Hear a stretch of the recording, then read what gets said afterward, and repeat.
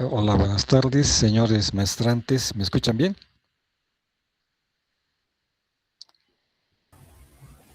Sí, se escucha, gracias. Perfecto, muy bien. Entonces, yo creo que estamos en buen horario ya para empezar, ¿no? Vamos a iniciar esta segunda sesión de sistemas empotrados de control y vamos a profundizar un poquito más en lo que son sistemas empotrados, tecnologías, dispositivos y vamos a entrar un poco a las arquitecturas, ¿no? Luego ya veremos la siguiente semana la programación.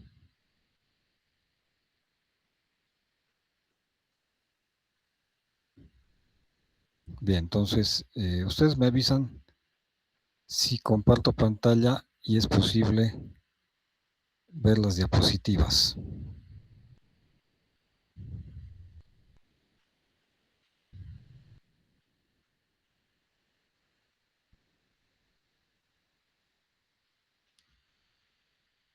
¿Se puede visualizar?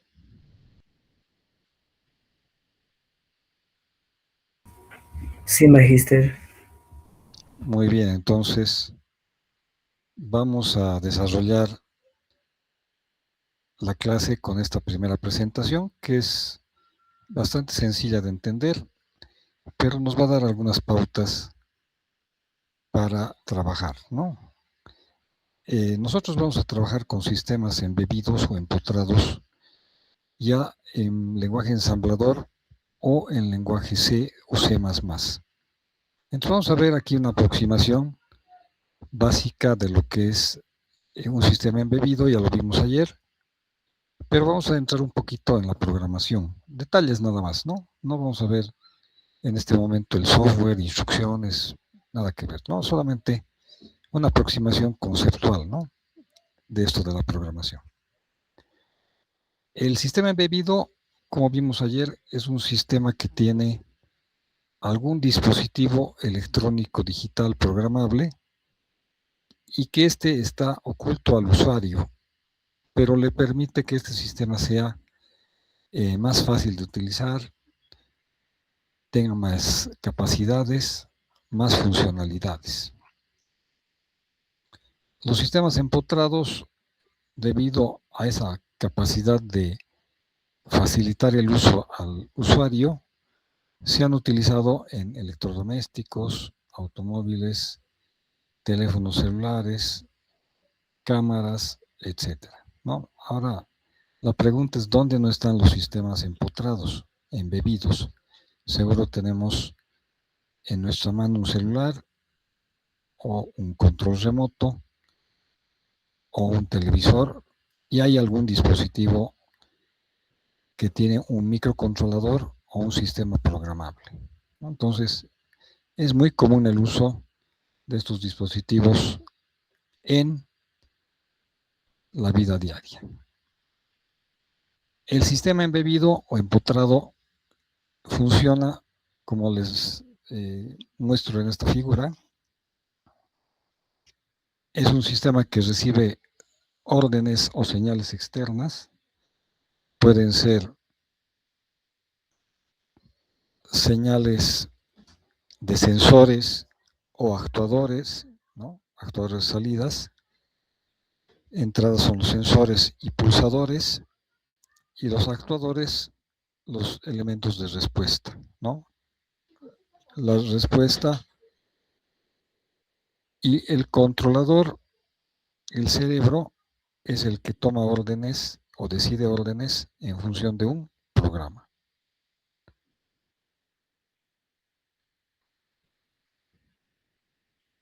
Tenemos entonces un sistema embebido como un sistema que tiene reacción a una solicitud de un usuario. Ahora, si es entre máquinas que se comunican, es una interacción de dispositivo a dispositivo, ¿no? Entonces, el sistema embebido tiene esta funcionalidad. Responde a una solicitud. generalmente de un usuario que necesita alguna respuesta, necesita alguna acción de ese sistema, ¿no? Bien, los sistemas embebidos pueden ser muy complejos o muy simples. Pueden recibir órdenes de botones, pulsadores, finales de carrera, sensores de proximidad, sensores analógicos, sensores inteligentes que envían paquetes de bits y pueden manejar actuadores también sencillos o complejos. Pueden ser LEDs, motores, lámparas o alguna carga de potencia, ¿no? A través de un actuador también de potencia. Entonces, un sistema embebido tiene muy grandes variantes y aplicaciones también variables. En este curso, sí, el dispositivo que vamos a utilizar es un microcontrolador. Puede ser que si nos alcance el tiempo hagamos uso de un SOC, ¿no? Y este sistema reciba órdenes de periféricos de entrada y salida, pero siempre va a necesitar, aunque sea un microcontrolador o un SOC, de un programa. Entonces, vamos a ver acá esa característica del sistema embebido o empotrado.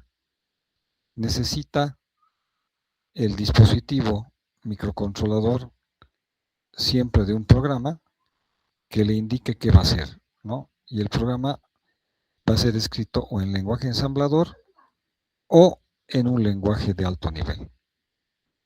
También requiere de los periféricos de entrada y los de salida. Entonces, ahí viene la parte de la programación, que es en este caso fundamental, ¿no?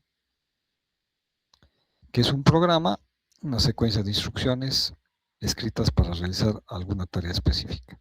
Esta definición se aplica a las computadoras, pero podría ser también factible de extenderla a los SOCs o a los microcontroladores. En los sistemas embebidos o empotrados, el concepto de programa es de un software que no es modificable durante la vida útil del producto. En algún caso puede ser actualizado en algún parámetro o alguna sección de programa, función. Pero generalmente el programa es un programa fijo, no cambia, ¿no? Y además que es un programa específico de un sistema donde se encuentra el microcontrolador. Imaginemos un horno microondas o una máquina lavadora cuyo programa sale de la fábrica grabado en el chip y no cambia porque el usuario simplemente modifica parámetros, pero el programa es siempre el mismo. A este programa especial que tiene grabado el microcontrolador se denomina firmware. Y este programa es el que deberíamos nosotros desarrollar, ¿no? A través de algún método de programación, un lenguaje y alguna metodología de proceso, ¿no? En la programación, ¿sí?, vamos a darle órdenes al procesador, que es el elemento fundamental del sistema, y como sabemos, el procesador maneja un sistema binario y ese sistema es un sistema que no tiene otro lenguaje que no sea el lenguaje de los bits y bytes. Por lo tanto, nosotros vamos a necesitar un lenguaje que sea entendible para nosotros y también para el procesador. Entonces, ahí surgen lo que se llaman niveles de abstracción de una computadora o de un sistema computacional, porque el sistema es bastante complejo. A nivel hardware, que sería como la capa física, hablamos de bits, unos y ceros, pero en la capa de aplicación, la parte más alta, hablamos de un lenguaje de alto nivel. Entonces, ahí surgen problemas de comunicación entre nosotros y el procesador y el sistema físico, ¿no? El sistema binario digital de bajo nivel. Por lo tanto, se requiere ahí lenguajes de programación intermedios. Entonces, de ahí surge un lenguaje bien conocido llamado lenguaje ensamblador, que es un lenguaje intermedio entre el binario, nivel máquina, nivel de la capa física del sistema, y el lenguaje de alto nivel, que estaría en la capa de aplicación, más alto nivel. Este lenguaje trata de manejar la arquitectura del procesador a detalle, pero no utilizan directamente bits, unos y ceros, como se ve en esta figura, lo que sería muy complicado para nosotros, porque cualquier error de un 1 o un 0 nos lleva a enviar una información errónea al procesador. Por lo tanto, el ensamblador es una opción muy importante para comunicarnos con el procesador. Pero claro, tiene su desventaja conceptual porque el ensamblador, como vemos en esta lámina, utiliza lo que es un conjunto de mnemónicos que son instrucciones en un lenguaje muy básico, generalmente inglés, que sirven para que el programador las utilice y sean fáciles de recordar, por eso se llama así mnemónico. Pero es como aprender un nuevo lenguaje, ¿no? Ahí ven eso, ¿no? Acá tenemos los operandos de una determinada arquitectura, las instrucciones transformadas a binario y a hexadecimal. Entonces hablamos acá de un código ensamblador que necesitamos estudiar, conocer. Y este ensamblador depende directamente de la arquitectura del microcontrolador o también microprocesador. Hablamos ayer que ese lenguaje es específico de un procesador o familia de microcontroladores porque está diseñado en función del bus de datos, en función de las instrucciones y de los periféricos que maneje, ¿no? Entonces, es como un mapa de una ciudad, pero ese mapa solo sirve para esa ciudad, ¿no? Entonces, es un lenguaje específico de una arquitectura. Para programar en lenguaje ensamblador, que va a ser uno de nuestros temas a desarrollar, debemos nosotros seguir un cierto patrón o un cierto método para hacer que el programa que escribamos llegue a cumplir lo especificado, tengamos éxito en el programa y funcione de acuerdo a lo solicitado. Entonces tenemos primero que pensar en una solución a un problema y generalmente esto lo escribimos en el lenguaje normal con el que hablamos también, ¿no? Esa es una solución que la escribimos y la planteamos no en un lenguaje ensamblador ni en un lenguaje de alto nivel, simplemente en nuestro lenguaje, ¿no? Luego pasamos a lo que se llama el diagrama de flujo o pseudocódigo para hacerlo más estructurado, ¿no? El programa que vamos a escribir luego. Y posteriormente vamos al editor. En el editor ya utilizamos lo que son las instrucciones del procesador. que entiende el procesador. Entonces utilizamos un editor de texto que nos permite introducir instrucciones, operandos y también comentarios. Ese es el procedimiento, digamos, base sugerido para escribir un programa ensamblador. Puede ser también útil para un lenguaje de alto nivel, no es que no, pero en este ensamblador resulta un poco más difícil saltarse etapas, porque es un lenguaje un poco más exigente, digamos, ¿no? En el cuanto a su desarrollo.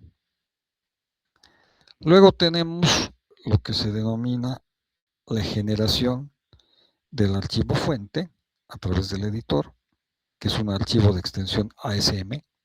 Editamos el código y el software de edición nos debe arrojar un archivo .asm.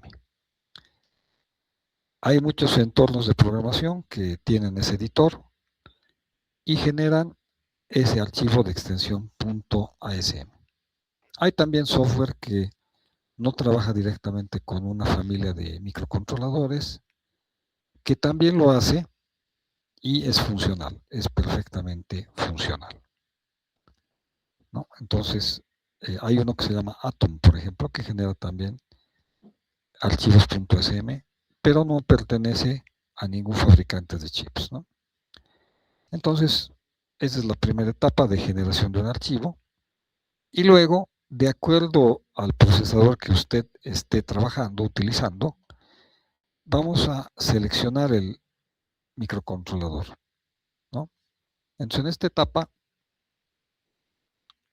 se generan el archivo objeto y el archivo de listado, ¿no? Que son archivos que enlazan algunas librerías que estamos utilizando en nuestro programa, algunas funciones que no hemos desarrollado nosotros, pero nos sirven de otras fuentes. Y también se genera un listado de direcciones, de registros internos del procesador con direcciones físicas internas del procesador. Entonces es un archivo automáticamente generado de registros y direcciones, ¿no? ¿Para qué necesita esto el procesador? Para saber en qué direcciones se van a mover los datos dentro de la memoria, dentro del procesador. ¿Sí? Esto mayormente es automático. Nosotros, si queremos, podemos observar el archivo listado, el objeto. En algunos casos no nos sirve mucho, digamos, como depuración de falla, a ver, queremos buscar, tal vez puede ser, ¿no? Pero generalmente es para saber qué registros utilizaste, qué direcciones, ¿no? Qué funciones extra pudiste obtener de otra fuente, y se genera a partir del dispositivo elegido, ¿no? Luego pasamos a la etapa de depuración, que se llama el debugger, ¿no? Para verificar si el programa está correctamente escrito, ¿no? No tiene errores de sintaxis, direccionamiento,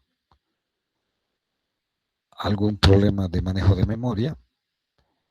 Y luego pasamos a la compilación, ¿no? Donde el archivo original se convierte en un archivo binario. Ese archivo binario tiene el nombre genérico en el ámbito de los microcontroladores de hex, pero es más que todo un archivo binario, porque ese archivo directamente se graba en la memoria del microcontrolador, ¿no? Memoria de programa. ¿Sí? Le llaman hex porque al abrir el archivo, mediante un software, ¿sí? Un entorno de desarrollo, ya sea para PIC, ABR o ARM, cualquiera de los fabricantes, al final no importa, el archivo se abre en un formato hex, ¿no? Códigos hex. Cada 4 bits los convierte en un carácter hexadecimal, ¿no? Entonces, bueno, al final es binario, pero nos muestran en pantalla el hex, ¿no? De ese código. y ese código va a ser almacenado en la memoria de programa del microcontrolador, ¿no? Esto es genérico para AVR, PIC, ARM, cualquier procesador electrónico, ¿no?, que estemos utilizando. Aquí vemos un diagrama de bloques, ¿no?, más o menos funcional de cómo trabaja un sistema embebido, ¿no?, donde tenemos entradas, salidas y dentro el procesador, ¿no?, que realiza la obtención de información del mundo exterior, procesa esa información de acuerdo a un programa, almacenado en memoria de programa. Ustedes ya lo saben, es binario. Y ese programa arroja resultados, ¿no?, respuestas que se envían al mundo exterior a través de los puertos, ¿no? Entonces hay puertos de entrada, puertos de salida que interactúan con el mundo exterior. Así funciona un sistema embebido, empotrado, y nosotros debemos, obviamente, conocer sus partes, ¿no?, la programación, los procesos que se llevan a cabo dentro de estos sistemas, ¿no? Este es un ejemplo que se puede expandir, digamos, a sistemas, disculpen, más complejos, ¿no? Un SOC, por ejemplo, que tiene un procesador mucho más avanzado, ¿sí?, que puede ser un procesador de 32 bits y tiene muchos recursos, ¿no? Pero igual es la misma filosofía que, por ejemplo, una placa Arduino, ¿ok? Bien. Entonces, sobre esta presentación, no sé si ustedes tienen alguna pregunta.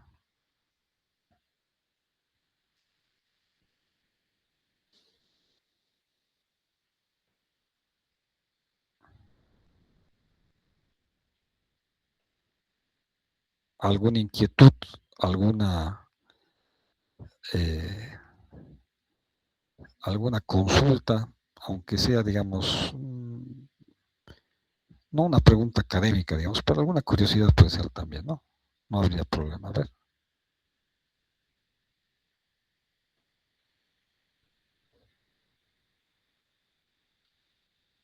No hay ninguna pregunta, jóvenes, señores maestrantes.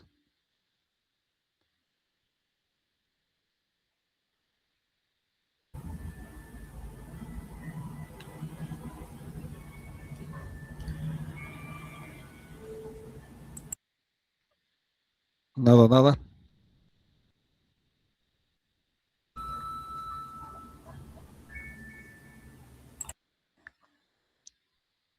Bien, creo que no, ¿no? Entonces voy a continuar con la disertación. Si ustedes tienen alguna pregunta, me la hacen inmediatamente, ¿no? No hay ningún problema de cortar la exposición. Aquí tengo otra presentación, me indican ustedes si es visible. ¿Se puede visualizar? Sí, se puede, gracias. Sí, Muy bien, Magister. gracias, jóvenes. Gracias, señores maestrantes. Tenemos lo que se llama sistema en un chip. Entonces, dentro de nuestro temario está, dentro de los temas de esta primera semana, ¿qué es un sistema en un chip? Tenemos entonces que tocar este tema y después verlo ya en forma más práctica, ¿no? Entonces vamos a verlo como introducción en esta primera diapositiva, ¿no? Bueno, en general hay una evolución muy rápida de lo que son los circuitos integrados digitales. Se ha tenido una evolución desde el primer microprocesador del año 71, del 4004 de Intel, hasta los procesadores actuales que tienen hasta 100 millones de transistores. Entonces, por ejemplo, el 4004 es un microprocesador de 4 bits. Tiene 4004 transistores y tenía cada transistor un tamaño de 10.000 nanómetros.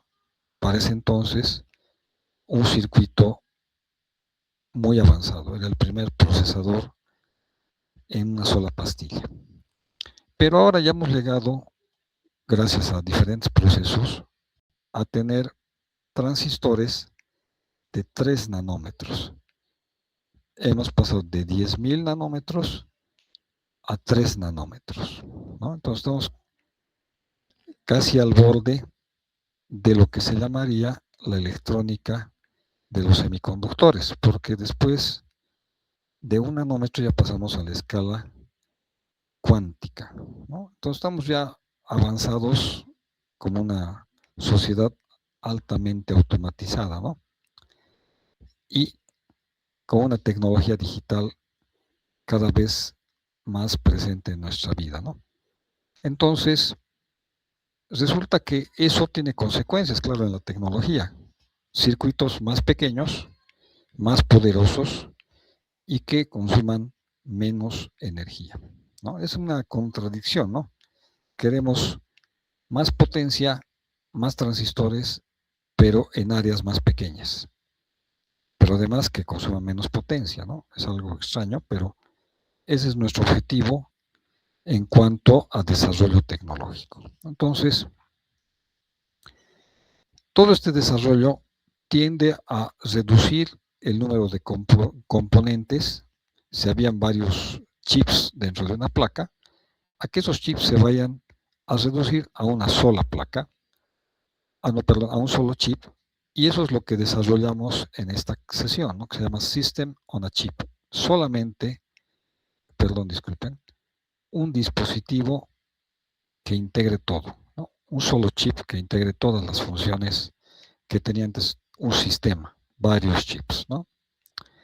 Entonces vamos a ver algunas imágenes con el afán de hacerlo más didáctico. Tenemos acá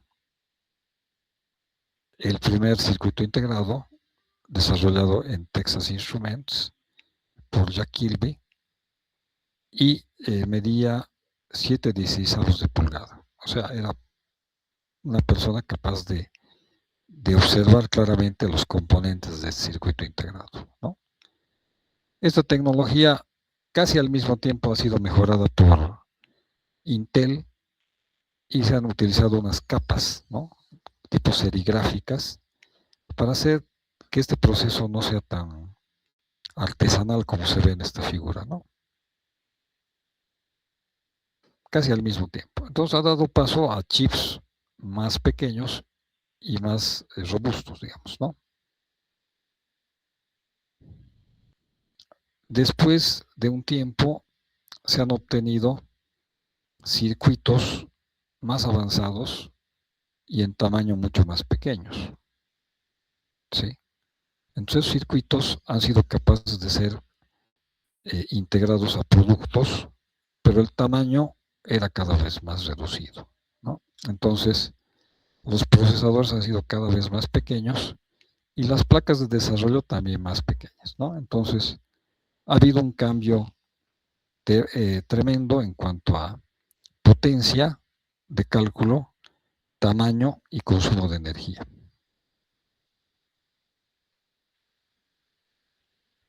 El avance sigue y tenemos tecnologías denominadas de montaje superficial, donde los chips son aún más reducidos en tamaño, tienen mayor número de pines, se reduce el consumo de potencia y se mejora aún más la resistencia al ruido electromagnético. Entonces, estas tecnologías hacen que estos chips sean parte de dispositivos portátiles, ¿no? Y sean presentes en lo que son, por ejemplo, ropa y artículos de vestir, ¿no? Entonces, se han vuelto dispositivos comunes en nuestra vida diaria, ¿no? Por ejemplo, se utilizan en las mascotas, ¿no? Se implantan a gatos y perros chips muy diminutos que tienen la posibilidad de dar una señal a un módulo GPS que transmita la posición, ¿no? constantemente, ¿no? Son chips implantados dentro de la piel de la mascota. Entonces son tecnologías que van avanzando muy rápidamente y van a dar como resultado, evidentemente, que todo un sistema de chips, ¿no? Memorias, módulos de comunicación, procesadores, se reduzcan a una sola pastilla, ¿no? Entonces a eso se llama System on a Chip, sistema en un chip, ¿no? Entonces si teníamos un procesador, teníamos un módulo de comunicación serial, puertos, módulos de comunicación inalámbricos, todo se ha ido a una sola pastilla que se ha vuelto muy poderosa. Teóricamente consume menos energía que todos los chips dispersos en una placa, hay menos cableado, hay menos pistas, menos problemas de ruido dentro de este chip, ¿no? Entonces, ¿qué es un SoC? Porque ahí viene la pregunta, ¿qué es un SoC? ¿Qué es un sistema en un chip? Entonces, hay varias opiniones y definiciones, porque es un sistema complejo. Entonces, un SoC puede ser el resultado de la evolución de las tecnologías de fabricación de circuitos integrados que han logrado colocar millones de transistores en una sola matriz, en una sola, digamos, un solo wafer se llama, o superficie de silicio, ¿no? Un wafer con millones de transistores, ¿no? Entonces, es una definición, ¿no?, que te indica que hay muchas potencialidades gracias a la cantidad de transistores en una sola pastilla, ¿no? Otra definición, que el SoC es un microprocesador de alto rendimiento, ya que podemos programarlo y darle instrucciones para que haga lo que queramos, ¿no? Otra definición puede ser válida. Otra definición dice que es un esfuerzo por integrar tipos heterogéneos o diferentes de circuitos integrados, porque puede haber conversores analógicos digitales, módulos de comunicación serial síncrona, asíncrona, comunicación inalámbrica por radiofrecuencia, procesadores de señales, todo dentro de un chip.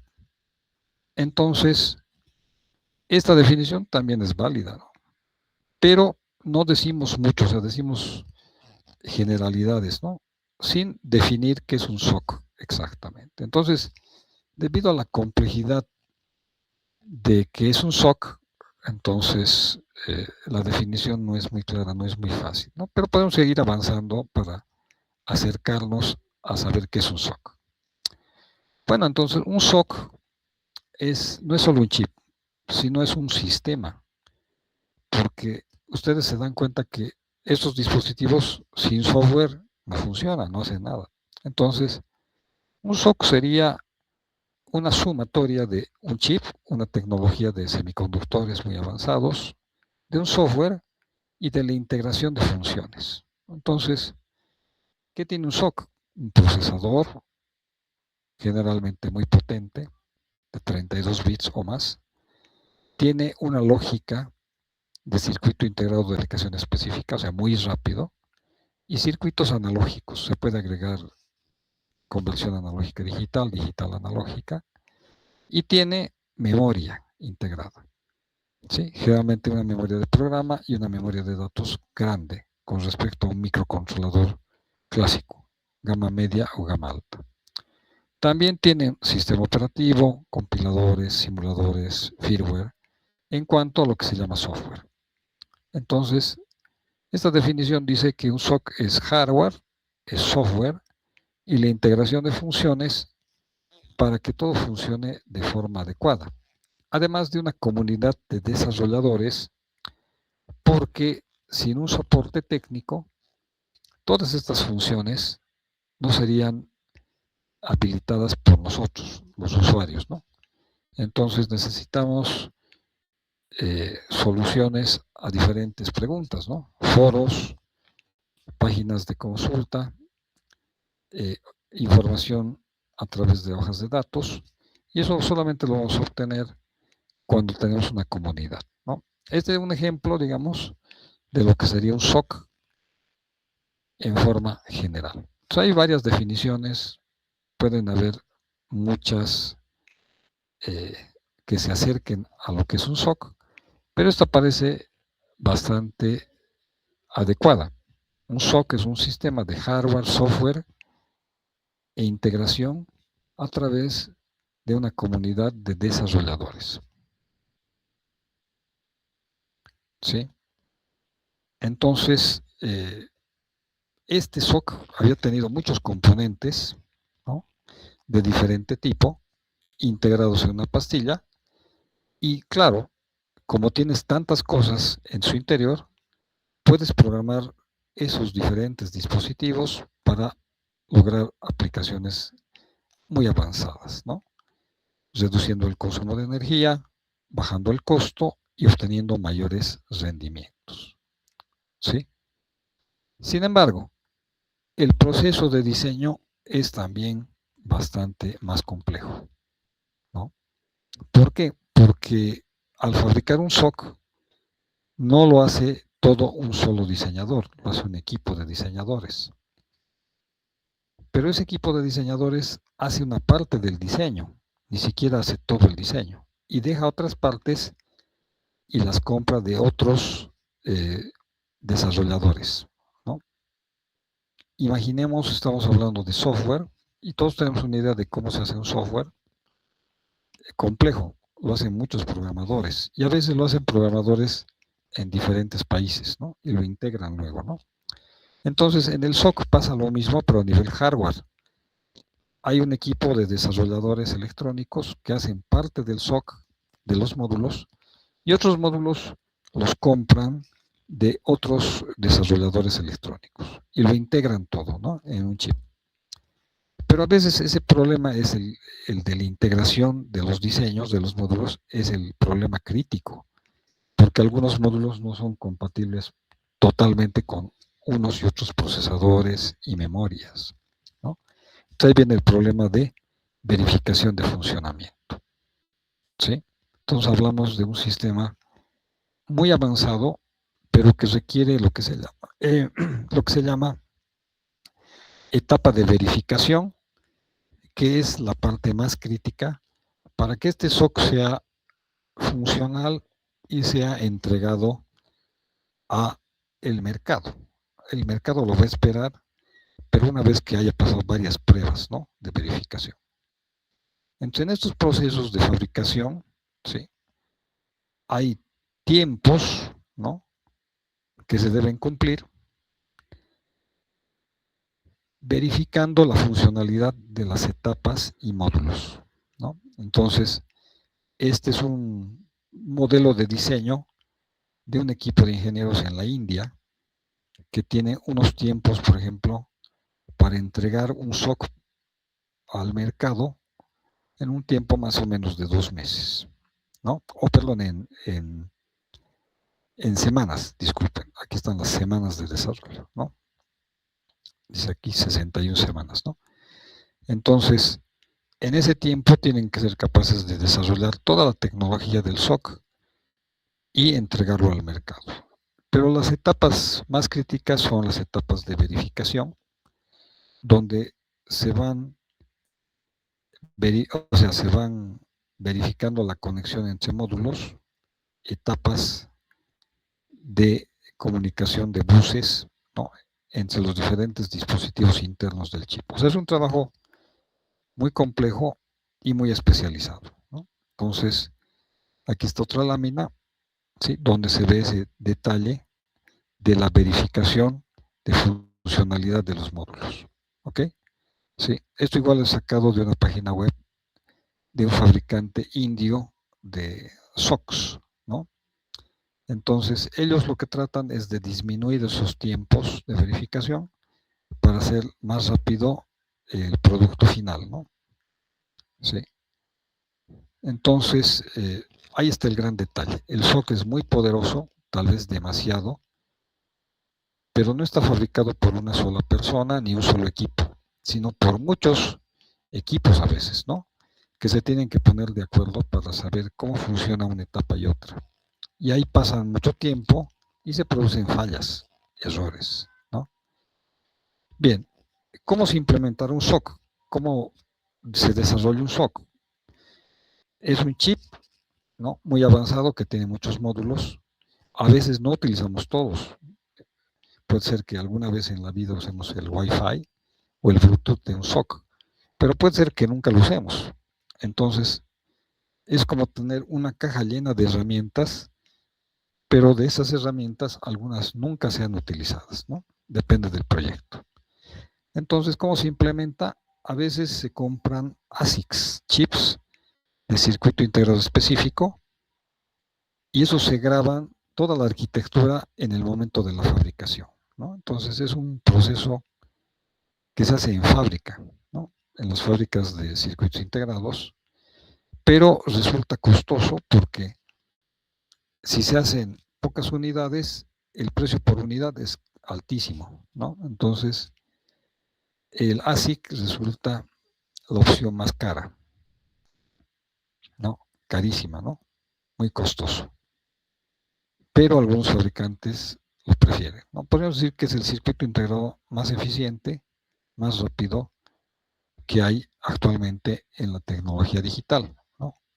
Circuitos específicos optimizados para alguna aplicación. Otra forma de implementar un SOC es a través de un FPGA, que es un dispositivo programable, pero de gran escala, ¿sí? Tiene la ventaja de que este es reprogramable, o sea, puedes cambiar la funcionalidad de acuerdo a una programación. Y después vienen los dispositivos programables PLD o CPLD, que son una versión más básica que el FPGA, que son más sencillos, ¿no?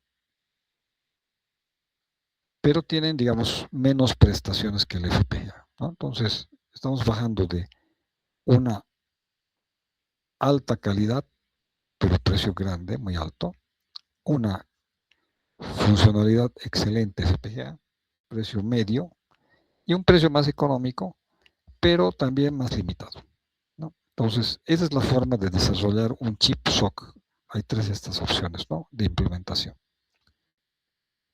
Bien, ahora en el diseño de estos SOCs, la parte fundamental es el núcleo, ¿no?, el procesador, que debe ser el que comande la funcionalidad de los otros bloques, ¿no? Entonces, estos bloques se llaman núcleos y van a trabajar en conjunto, y el que va a organizar toda su funcionalidad es el procesador, ¿no? Entonces, los diseñadores de estos SOCs lo que hacen es desarrollar el procesador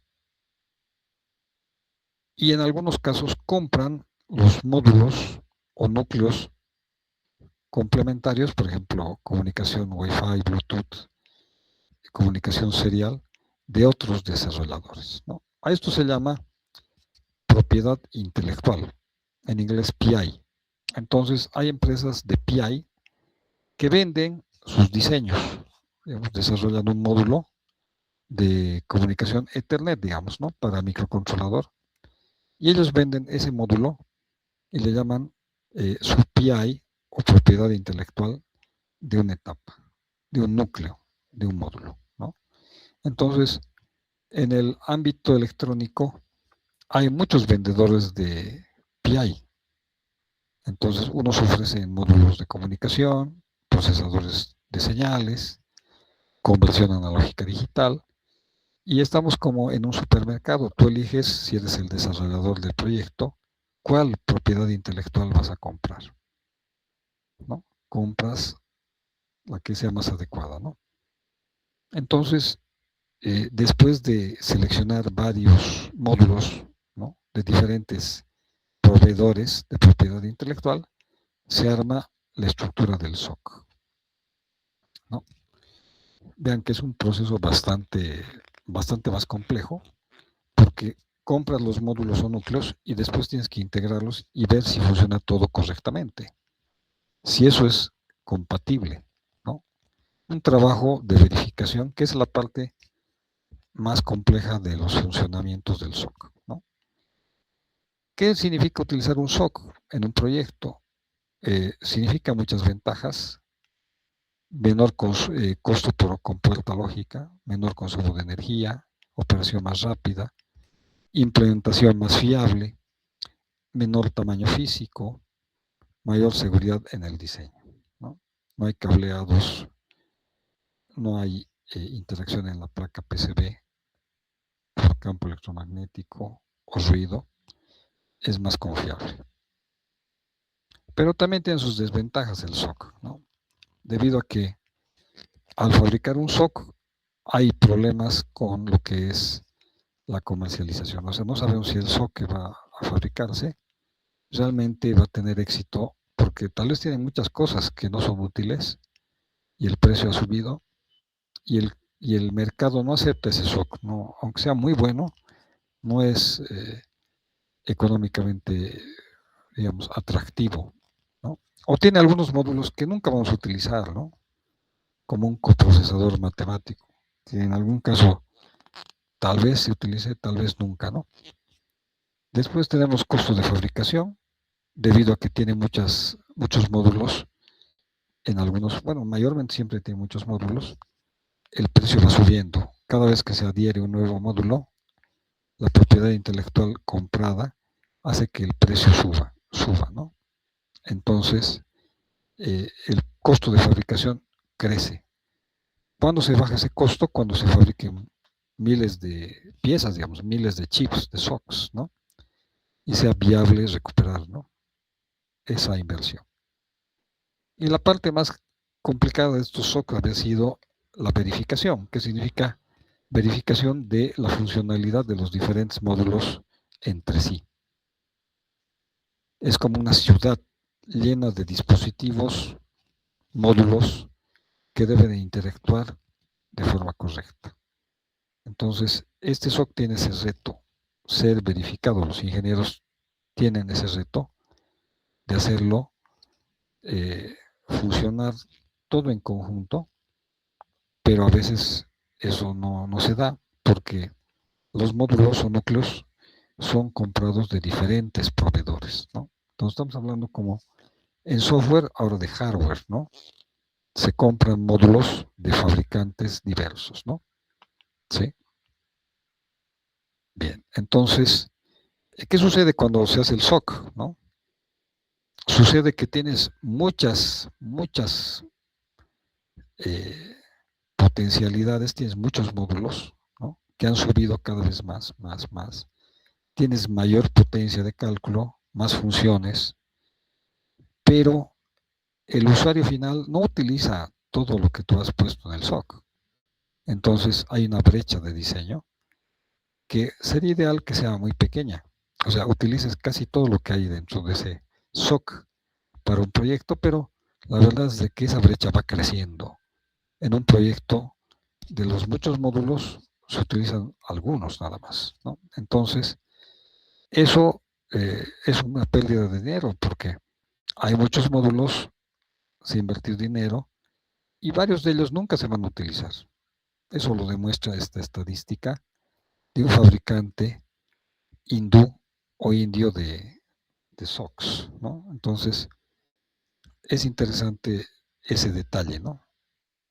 Cuando un chip es demasiado poderoso ya y el usuario no utiliza todo, ¿no? Porque no necesita, pero ha pagado por eso, ¿no?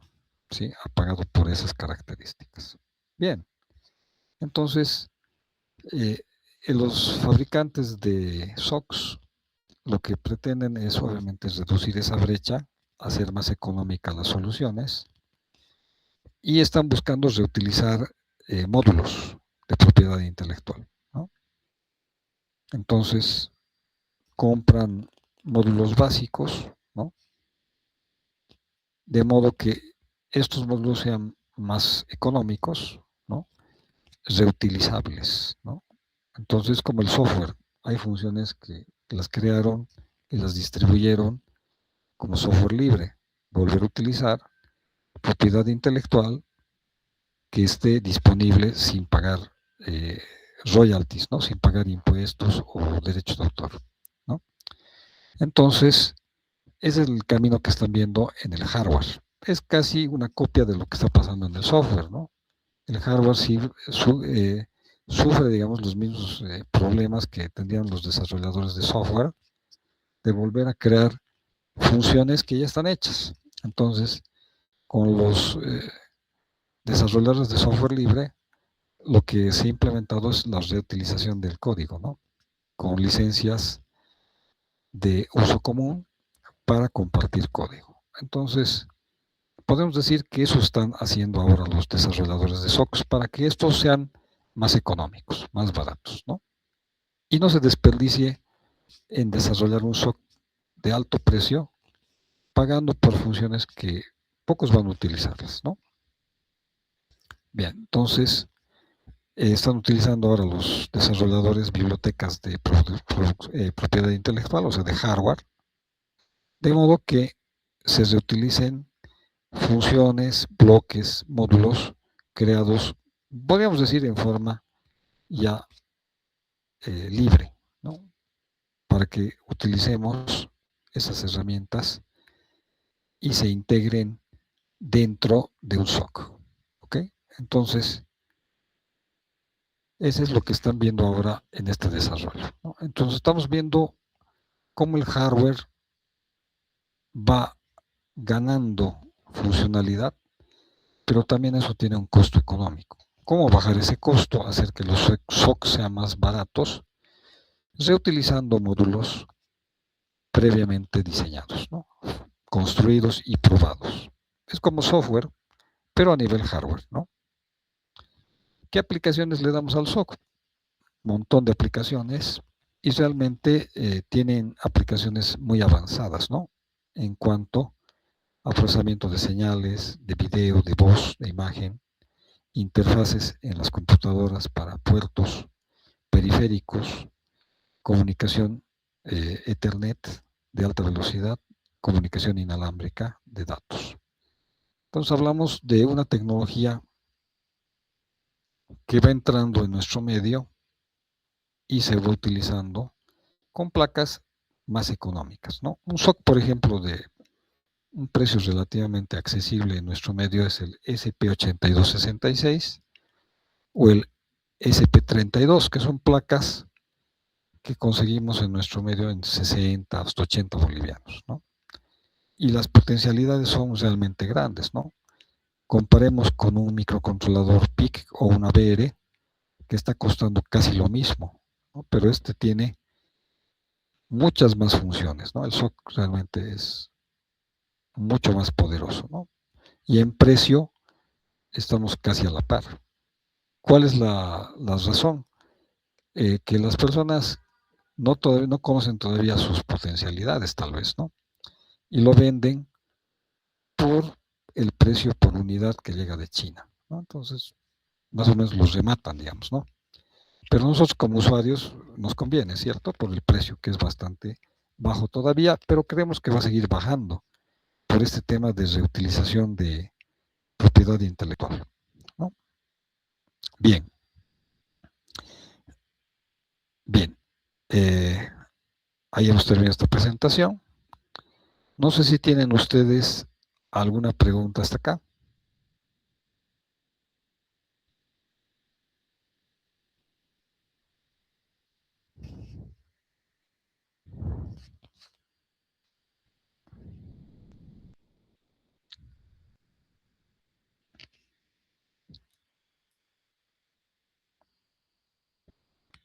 Hola, hola.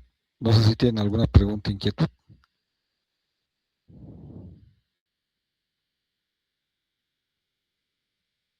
¿Alguna curiosidad que se haya presentado en estos temas que estamos viendo?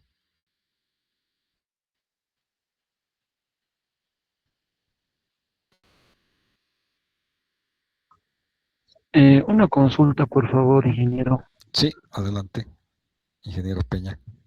Eh, He visto que los FPGAs son bastante costosos, tienen un costo muy elevado por lo que no se los utiliza mucho, digamos, hablando quizás de aplicaciones académicas principalmente, ¿no? No sé qué comentarios que tendría al respecto, ingeniero. Sí, Eso en quería serie, comentarle, un comentario sobre el FPGA. exacto, tiene toda la razón, ingeniero Peña. En nuestro medio, hasta hace un tiempo, un FPGA, una placa de desarrollo, tenía un costo básico, el más barato de 1.000 bolivianos, ¿no? Entonces era realmente caro desarrollar un prototipo tipo placa Arduino, estaba en 1.000 bolivianos, ¿no? Entonces era prohibitivo, ¿no? Una placa Arduino, no sé, hace unos 10 años estaba en unos 25 bolivianos, ha ido subiendo un poco el precio ahora, pero el precio era realmente prohibitivo, ¿no? Realmente prohibitivo para cualquier persona, ¿no? Entonces,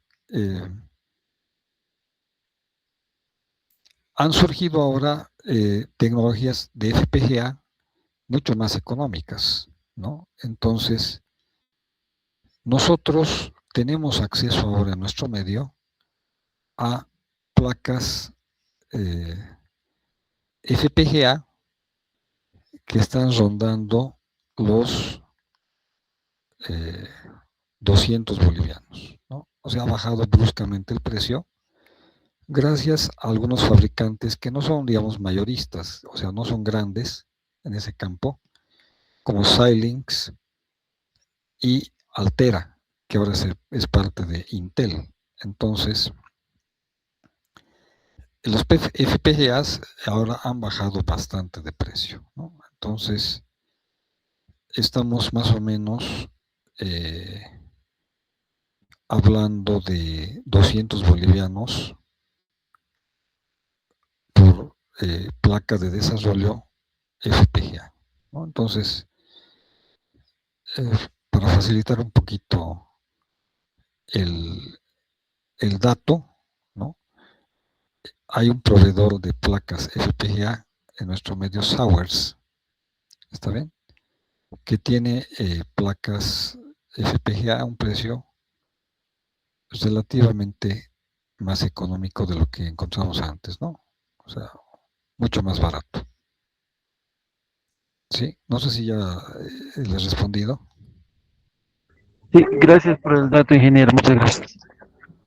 Sí, entonces ya hay módulos accesibles ahora que te permiten desarrollos a un precio más económico. ¿Está bien?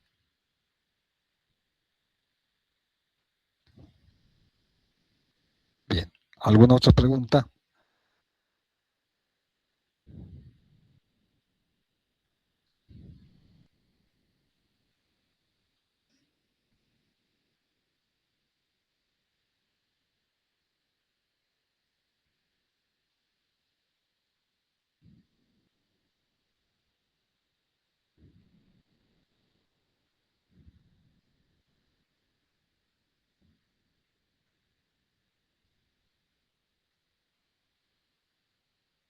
No sé si tiene alguna pregunta.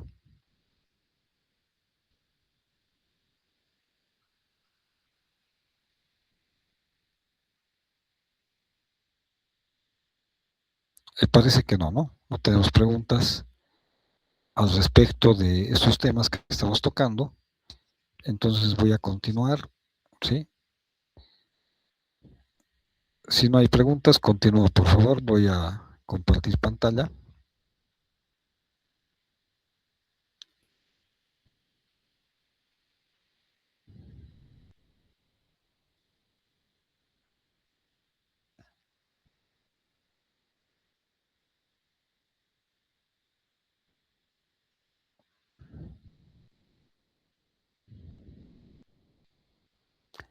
¿Se puede ver la presentación?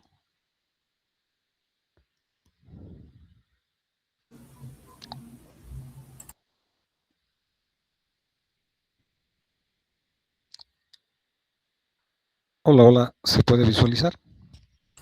Sí, se ve, Inge. Perfecto, entonces vamos a aterrizar ahora en una familia de microcontroladores. ¿sí? Vamos a ir de pequeño a grande, ¿no? En este caso vamos a trabajar con los pequeños de 8 bits, ¿sí?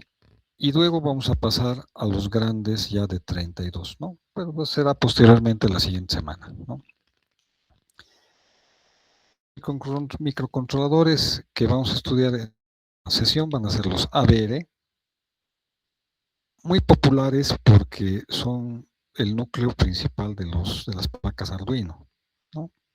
No vamos a hacer un curso ahora de Arduino en este módulo de maestría, pero vamos a usar la arquitectura del microcontrolador ABR, ¿no? Entonces lo vamos a manejar no como Arduino, no con funciones de Arduino, bibliotecas, funciones, que tal vez lo usamos en pregrado, ¿no? Vamos a utilizar el ABR desde el punto de vista de la arquitectura y mediante el lenguaje ensamblador o lenguaje C, ¿ok? Explotando sus recursos internos. No voy a hablar de programación en esta clase, esta sesión, lo haremos la siguiente semana. Bien, entonces, ABR, ¿por qué es una arquitectura tan exitosa y tan conocida en la electrónica digital actual? Porque ha surgido como una arquitectura mejorada de lo que existía en ese tiempo de los microcontroladores PIC y Motorola, ¿no? Los desarrolladores Alf Egil Bollen y Vegard Bollen, noruegos, tomaron varias ideas de procesadores y arquitecturas que en ese momento estaban en la punta, digamos, ¿no? Como tecnología de alta, digamos, resolución, ¿no? De alta calidad en ese momento, que eran PIC y Motorola, había otros fabricantes también, Intel, y ellos toman ideas y hacen una propuesta de arquitectura novedosa debido a que la memoria dentro de los procesadores y dentro del microcontrolador ya había bajado bastante de precio. Entonces plantean ellos una arquitectura RISC, pero con más registros dentro del procesador.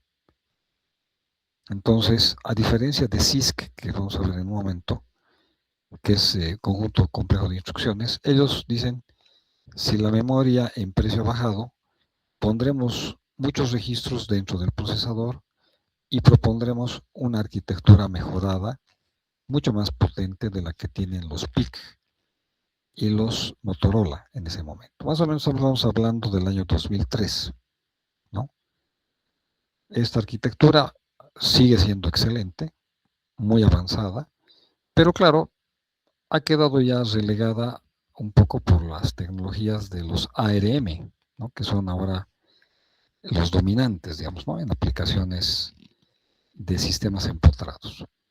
Bueno, la idea de estos procesadores, de esta arquitectura, inicialmente se presenta en la empresa Atmel Noruega y luego es llevada a Atmel Estados Unidos, donde el fabricante decide hacer ya un proyecto de construcción de una familia de chips, ¿no? Y familia de microcontroladores, a los cuales se va a llamar familia ABR, ¿no? Entonces, se vuelve muy popular, ¿no? Y como comentario, ¿sí? Atmel, ¿sí? Empieza a subir sus ventas rápidamente y es seleccionada por los desarrolladores de la placa Arduino. Más o menos 2005, ¿no? No tiene mayor efecto, Arduino es una iniciativa de un instituto pequeño en Italia, pero poco a poco va creciendo el impacto de Arduino y pasan unos, pongamos 5 años, y todo el mundo empieza a utilizar Arduino. Entonces se vuelve un chip altamente exitoso, ¿no? Tanto así que el 2014 Microchip, el fabricante de PIC, compra toda la empresa, ¿no? Podría ser, como hemos visto hace un momento, propiedad intelectual, comprar un módulo o el procesador, ¿no? pero ven, es realmente un impacto tan grande en la electrónica con Arduino que Microchip compra toda la empresa Atmel. Ustedes busquen Atmel, que era un fabricante antiguo, ya no existe, ¿no? Y empiezan a desarrollar software para Atmel, pero bajo el nombre de Microchip, ¿no? Entonces, es realmente un éxito, ¿sí? Y ese éxito ha durado mucho tiempo, ¿no? Pero obviamente todo tiene sus ciclos, ¿no? Entonces ahora ya domina ARM, pero es bueno aprender, yo creo, este tipo de tecnología ABR porque es realmente en comparación con PIC o Motorola, es una tecnología y una arquitectura mucho más avanzada, ¿no? A mi criterio, tal vez alguien que conoce bien de microcontroladores discrepe un poquito, no sé, pero yo utilizando un poco de PIC y Motorola veo que es una arquitectura más avanzada, ¿no?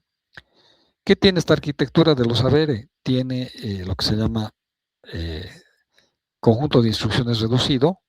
Es una idea antigua ya, de Motorola del 75, pero ellos la vuelven a retomar y dicen que es la más adecuada para su procesador, ¿no? En ese momento habían dos caminos, RISC o CISC, pero ya se veía que CISC había quedado relegada a computadoras y procesadores grandes, microprocesadores. Intel luego combina RISC y CISC, pero se nota que en procesadores pequeños la opción es RISC la que va a ganar, ¿no? Entonces, vemos aquí un desarrollo, vemos que RISC es la idea que tienen ellos de instrucciones, ¿no? Después, bueno, esta arquitectura RISC, ¿no? Lo que hace es utilizar registros internos al procesador, que en ese momento ya era factible, económico, y las instrucciones se vuelven pequeñas en tamaño, ¿no? En este procesador ABR tenemos 131 instrucciones que se ejecutan la mayor parte de ellas en un ciclo máquina. Comparamos con un PIC, simplemente como comentario, las instrucciones en el PIC se ejecutan en 4 ciclos máquina. Por lo tanto, es mucho más rápido, ¿no? Y comparemos con un Intel MCS 51, cuyas instrucciones son de diferentes tamaños. CISC y RISC es el Intel MC51. Este es más rápido en general, ¿no? Por ese concepto de RISC, ¿no? El ABR es mucho más veloz. Entonces, en los CISC, procesadores CISC, una instrucción de multiplicación está disponible, ¿sí? Porque se quiere hacer una multiplicación rápidamente con una sola instrucción. Pero esa multiplicación es una instrucción grande en tamaño. Se ejecuta en varios ciclos máquina, necesita más tiempo. Es una instrucción compleja. Entonces, el RISC tiene otro enfoque. ¿Cuál es? Dividir la instrucción multiplicar en diferentes pequeñas instrucciones, pueden ser sumas, que ejecuten también la multiplicación, pero en varios pasos, ¿no? Entonces la pregunta es, ¿cuál es mejor? CISC o RISC, porque al final uno divide las instrucciones, que es una instrucción complicada, en varias pequeñas, pero igual va a tardar, ¿no? Entonces ahí vienen los electrónicos los que se encargan de hacer pruebas de funcionalidad de los chips, lo que se llama benchmarking, ¿no? Y hacen pruebas de funcionamiento de procesadores RISC y CISC y llegan a la conclusión que RISC, aunque tiene instrucciones más básicas, son todas del mismo tamaño, se ejecutan en un solo ciclo máquina, resulta un procesador más eficiente en energía y en ejecución, en tiempo de ejecución. Entonces, resulta evidente la opción. RISC es la solución dentro de los microcontroladores, ¿no?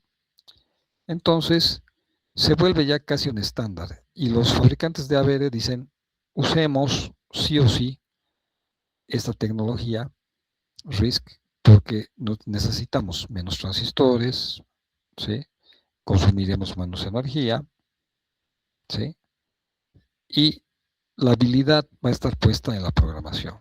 El programador es el que tiene que resolver el proyecto, le damos las herramientas, pero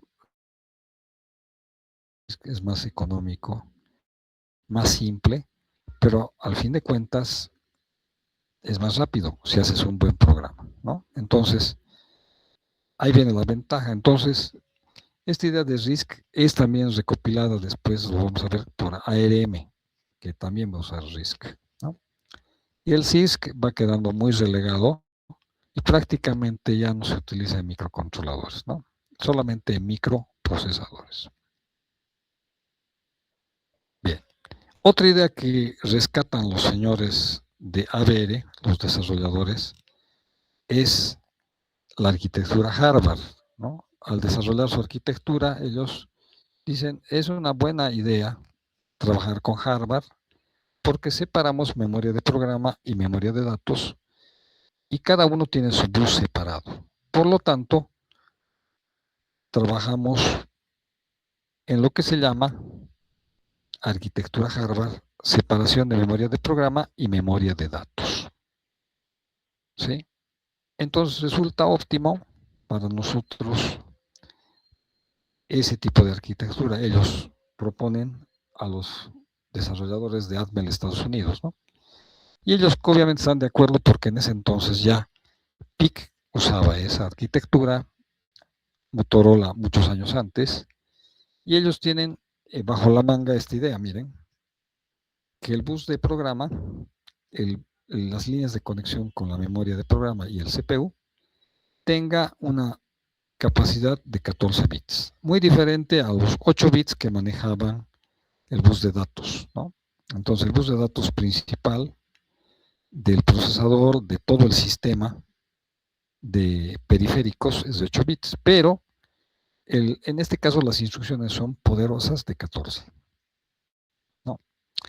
Y en algunos chips, ¿no? Especiales de los ABD tienen 16, ¿no? Entonces instrucciones muy potentes, más bits, más potencia, pero los datos siguen siendo de 8. Esta idea también la tenían los PIC, no es nueva, pero ¿qué ventaja tienes? Que todo se ejecuta en un ciclo máquina, casi todo. Entonces ahí sí que ganas en velocidad.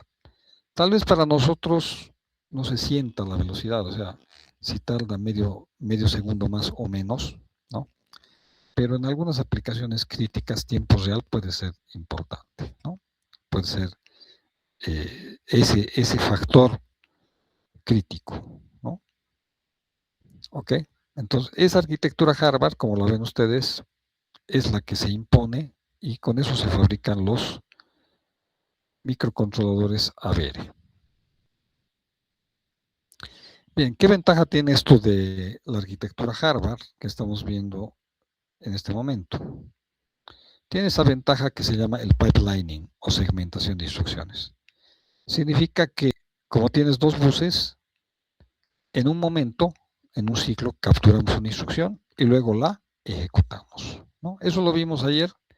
En las computadoras y procesadores antiguos habían 3 fases, ¿no? 3 etapas. Disculpen un momentito,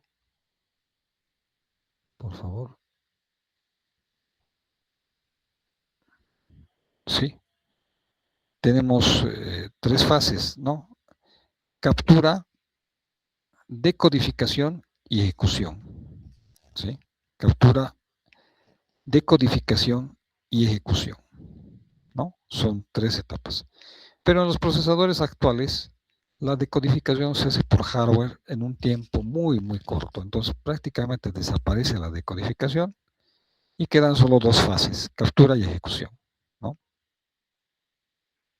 Y resulta que esta arquitectura Harvard tiene una gran ventaja. De la memoria de programa capturamos, ¿no?, una instrucción, en el siguiente ciclo la ejecutamos y a la vez capturamos otra instrucción, ¿no? Porque tenemos 2 buses. Por un lado capturas instrucciones, capturas datos, ejecutas.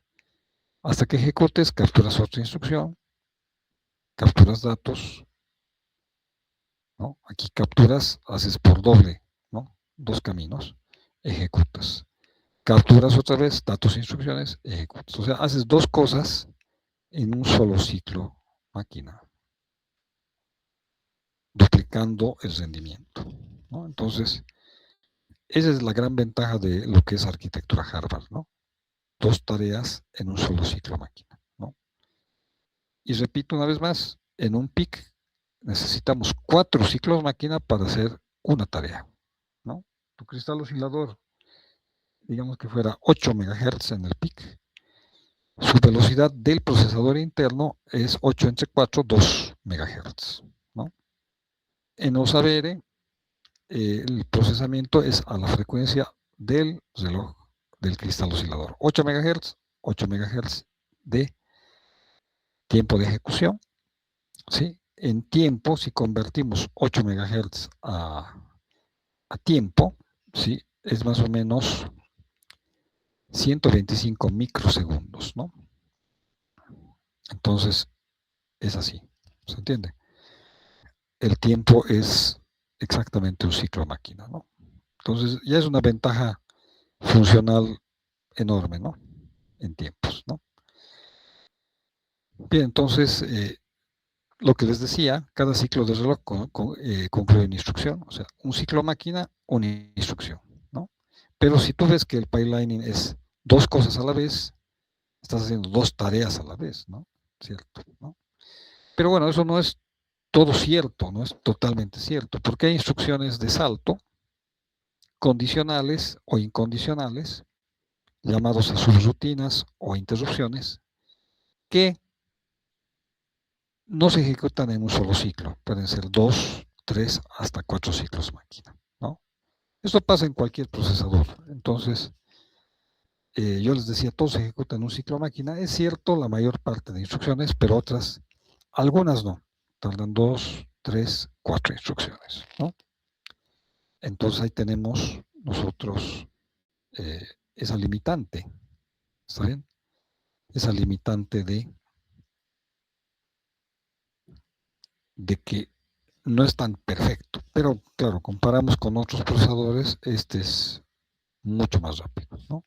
Dentro de la gama de microcontroladores, ¿no? Hablemos de esa forma, ¿no?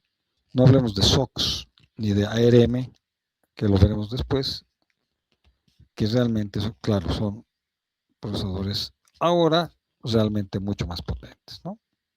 Entonces, hablamos de realmente en microcontroladores una gama muy alta, muy buena, esto saber, ¿no? Muy avanzada. Bien. Entonces, esta segmentación o pipelining dentro de los microcontroladores ha tenido o tiene muchas ventajas, por ejemplo, incremento del rendimiento, ¿no? Hacer en paralelo procesos de lectura y escritura, ¿no? Cargar y ejecutar, ejecución fluida, ¿sí? Evitando tiempos muertos y maximizando el uso del procesador. Reducimos el ciclo de reloj. En algún caso, hacemos realmente 2 tareas por ciclo, ¿sí? Y realmente eso es eficiencia. Y se hace un paralelismo.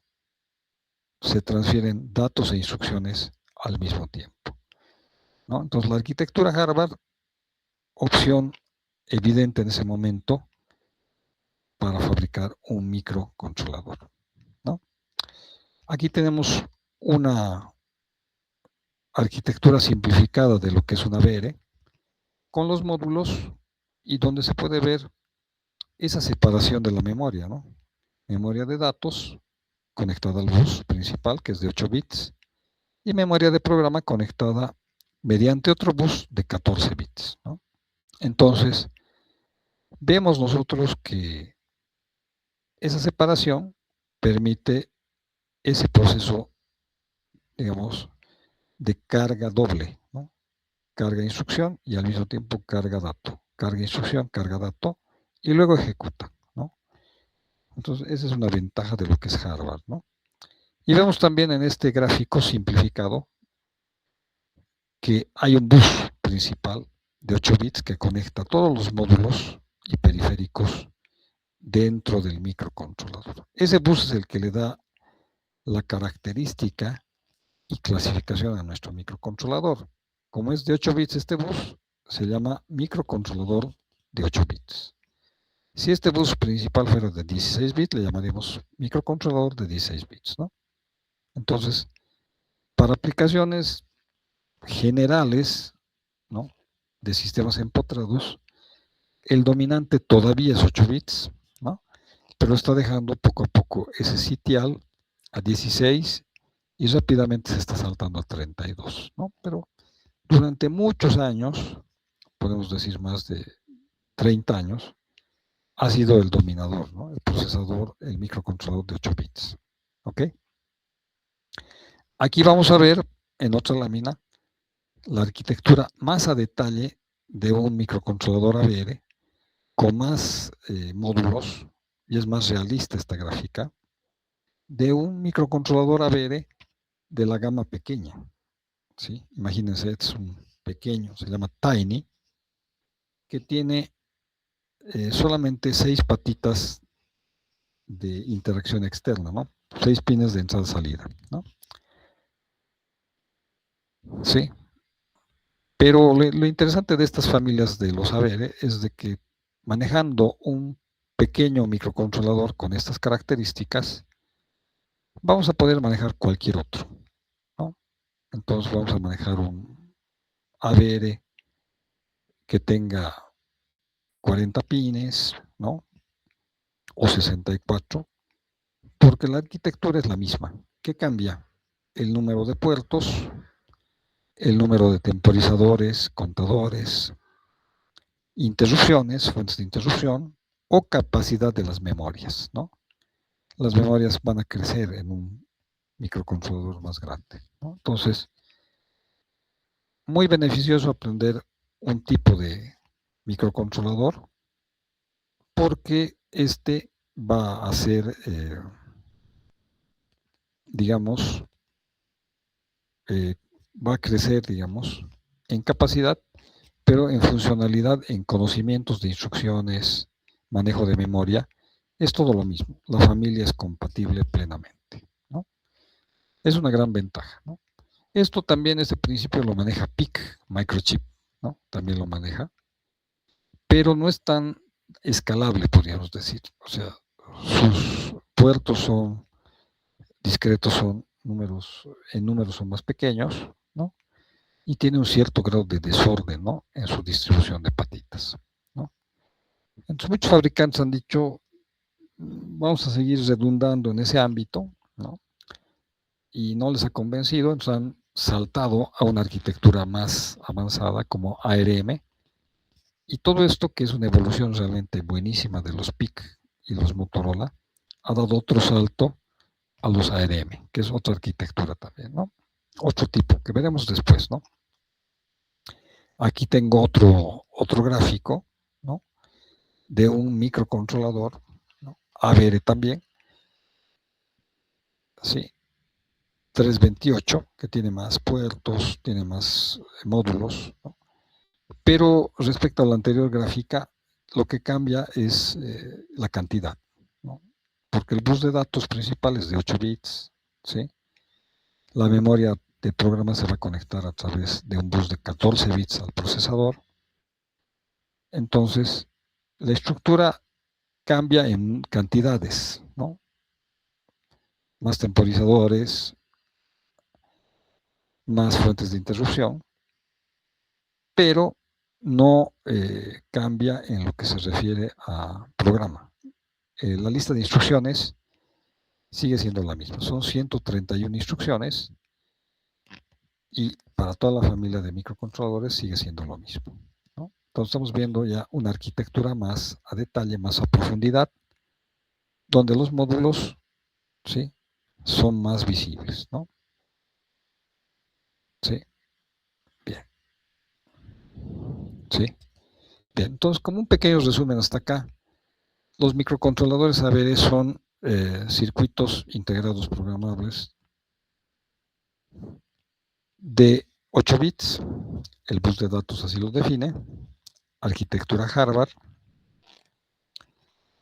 tienen como gran novedad para ese momento 32 registros de propósito general que trabajan más o menos como 32 acumuladores. Realmente en ese momento es un cambio trascendental. El PIC tenía un solo acumulador y el Motorola tenía 2. Y las instrucciones en su gran mayoría se ejecutan en un solo ciclo máquina, ¿no? Para poder sacarle provecho a sus diferentes módulos y periféricos internos, es mejor programarlo en C. Pero se pierde el control de la arquitectura interna. No sabemos el manejo de los bits internos del procesador, ¿sí?, a detalle. No sabemos bien la configuración de algunos registros y funciones, porque eso se va perdiendo cuando utilizas un lenguaje de alto nivel. Porque el lenguaje de alto nivel encapsula funciones que te facilitan la programación. Inicializas la comunicación, manejas los puertos mucho más rápido, pero no sabes bien cómo lo hace, ¿no? Tampoco sabes qué tamaño va a tener tu programa.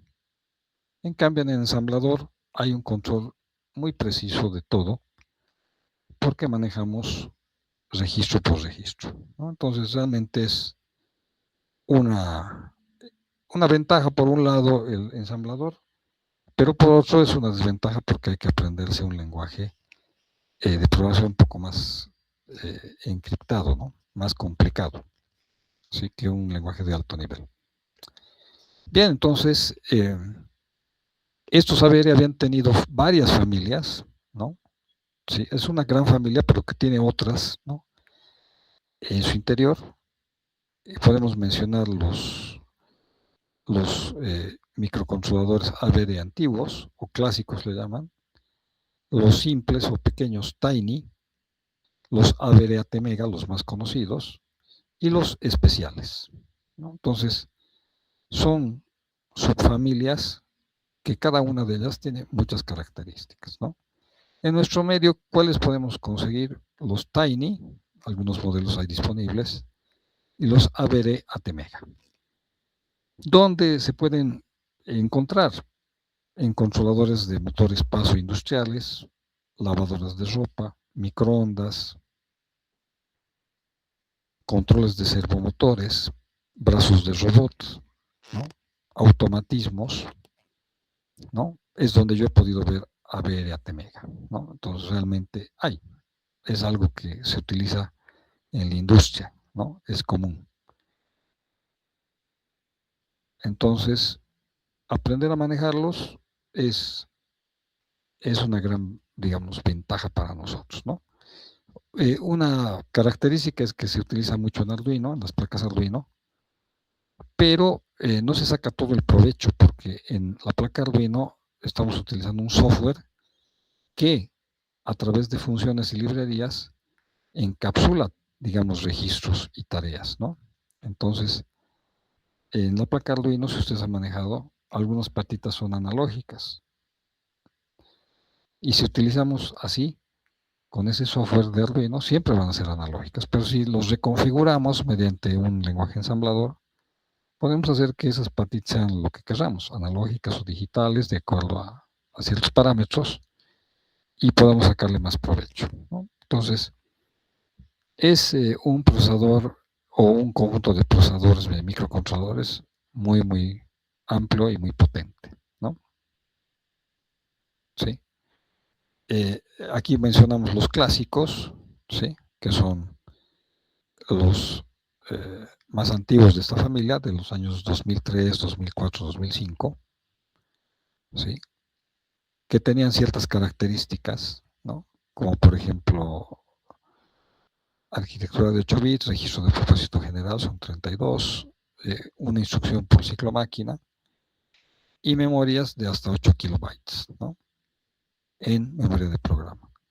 Temporizadores de 8 y 16 bits, modulación de ancho de pulso, conversión analógica digital de 6 a 8 canales con 10 bits, y periféricos de comunicación serial síncrona y asíncrona, además de comparador analógico y perro guardián para evitar reseteos no deseados, ¿no?, o bloqueos de programa, y operaciones hasta 16 MHz, ¿no? Esta serie de esas épocas, hace más o menos 20 años, tenía las codificaciones AT90S, pero que ahora ya en el mercado ya no conseguimos, ¿no? Hace años sí había una buena cantidad en nuestro medio, ¿no?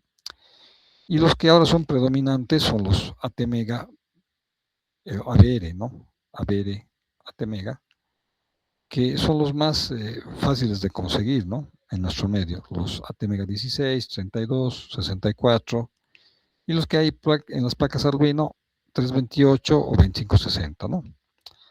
Entonces, los comercializadores los siguen trayendo porque hay gente que los maneja, los reemplaza en las placas Arduino y en algunas aplicaciones industriales está bien disponible, ¿no?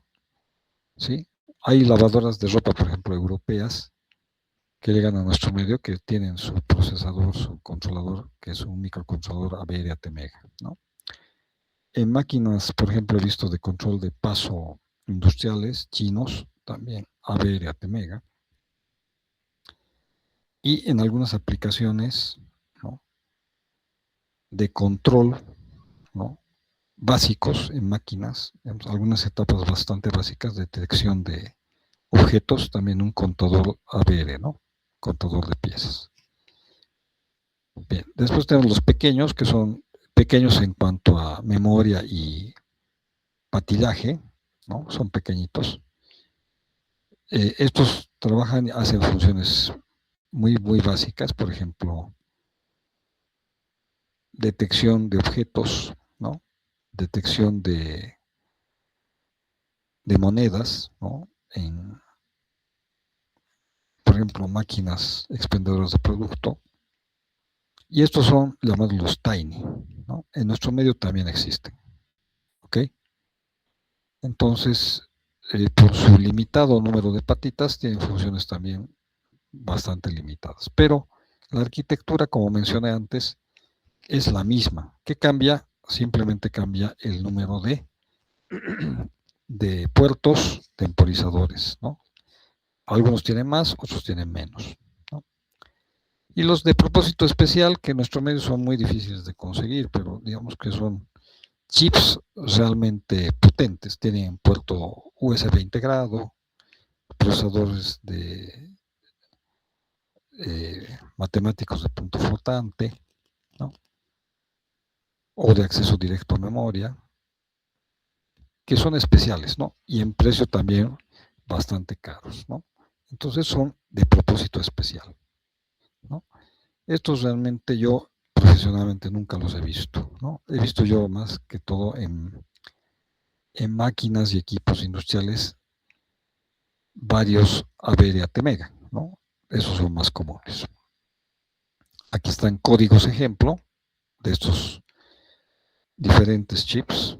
Estos son los clásicos o antiguos, los Mega y los Tiny, ¿no? Entonces, ¿cuáles son los más estudiados, más utilizados? Los Mega, ¿no? Para algún proyecto económico donde quieras ahorrar dinero y no se necesitan muchas patitas. Entonces, es esa la opción, ¿no? Aquí está otro resumen, ¿no?, de los ABR Mega específicamente, ¿no?, donde vemos sus características tanto en memoria, ¿no?, patillaje, canales analógicos digitales, temporizadores y modulación de ancho de pulso, ¿no? Entonces, ¿cambia qué cosa? Muchas veces cambia solamente capacidad de memoria, ¿no? Memoria de programa. Lo demás casi se mantiene exactamente igual.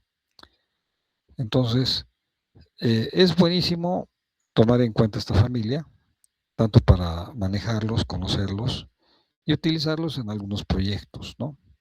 ¿Sí? ¿Por qué? Porque industrialmente son utilizados también, ¿no? Los fabricantes de máquinas los utilizan, ¿sí? Tienen muchas ventajas, ¿no? Bien, entonces aplicaciones, ahí podemos ver de los ABR, ATmega, en qué se utilizan, ¿no? Periféricos de computadoras, electrodomésticos, en el campo industrial, comunicaciones y en el área automotriz, ¿no? Entonces tiene su campo de acción, ¿sí?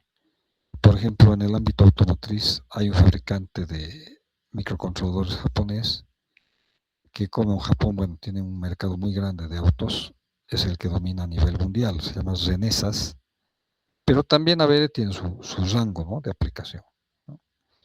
Y en otros ámbitos también tiene su impacto, ven ustedes, ¿no? ¿Sí? Tiene parte de un mercado, ¿no? ¿Sí? En computadoras y periféricos tiene un buen pedazo, ¿no? Y en consumo, ¿no? Electrodomésticos también. Bien, entonces aquí vamos a resumir en esta lámina ventajas y desventajas de los microcontroladores ABR, ¿no? Viendo sus características arquitectónicas, ¿no?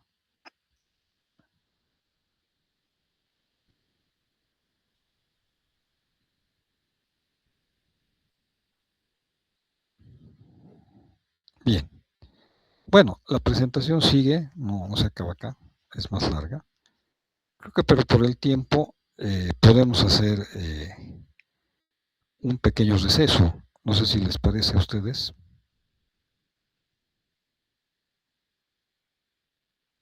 Hacer hasta acá un receso. Sería bueno, Arturo, por favor, no sé cuánto tiempo disponemos.